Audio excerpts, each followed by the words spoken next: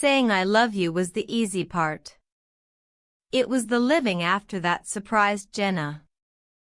She had expected fireworks, a flood of new emotions, some sort of grand transformation, but what followed was subtler. Softer. Quieter.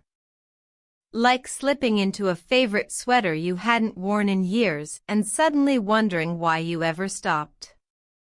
Back in Temecula, life resumed. Work picked up again. Meetings. Dull lunches. Her inbox ballooned within 2 days. And yet, everything felt slightly shifted. Aaron picked her up from work on Mondays when she had her longest day. She started keeping a toothbrush and a change of clothes at his place. On Thursday nights, they went to the local food truck market, even when it drizzled.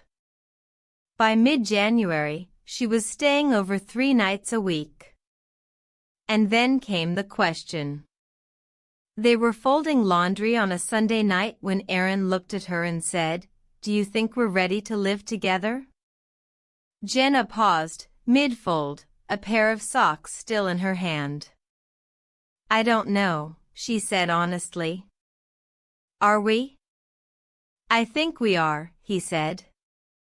"But I also think it shouldn't feel rushed. We've only been together for a few months. Even though it feels longer." "It does feel longer," she admitted.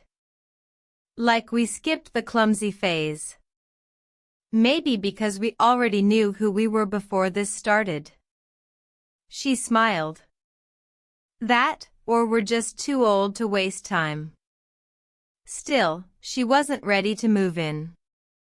Not yet. And Aaron didn't push.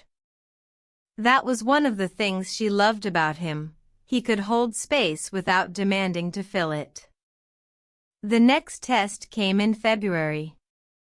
Jenna's dad, who rarely involved himself in her love life, called her one night and said, "Your mom tells me you're seeing someone seriously. Is this the guy you used to talk about in high school? Ryan something?" Jenna inhaled. "No. This is someone else. His name's Aaron." Her dad hesitated. "And what does he do?" "He's in finance. Mortgage advising." A pause.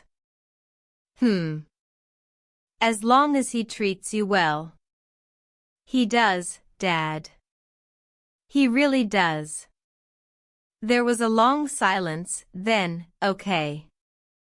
Bring him to dinner," Jenna told Aaron, half expecting him to panic. Instead, he calmly said, "Great. I'll bring dessert." The dinner was simple: rice, braised pork, a stir-fried vegetable dish that Jenna's mom made on autopilot. Her parents weren't overly affectionate, but they asked about Aaron's job, his family, even his favorite baseball team. Jenna's dad quizzed him on interest rates, and Aaron held his own, to her private relief. After dinner, when they were washing dishes, her mom leaned in and whispered, "He seems solid. He looks at you like you're the only person in the room." Jenna blinked. "You noticed that?" Her mom smiled. "I'm old, not blind." A few weeks later, while grocery shopping on a lazy Saturday, Aaron held up 2 types of dish soap and asked, "If I cleared out a drawer and some closet space, would that be too much?" Jenna looked at him, eyes soft. "It wouldn't." And so it began, not a grand move-in, but a transition. A toothbrush turned into a drawer. A drawer became a shelf. A shelf became their Sunday coffee mugs lined up side by side. And one quiet night in March, as Jenna curled up beside Aaron on the couch, reading, he leaned over and said, "You know what I realized? What? We say I love you less now.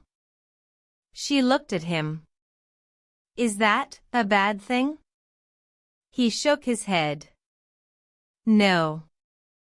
I think it's because we don't need to say it to prove it anymore. It's just there. In the way you kick me in your sleep and I still make you pancakes the next morning. Jenna smiled. Or the way I never finish my tea, and you still make it for me every time. They didn't need the fireworks. They had the rhythm. The ritual. The real.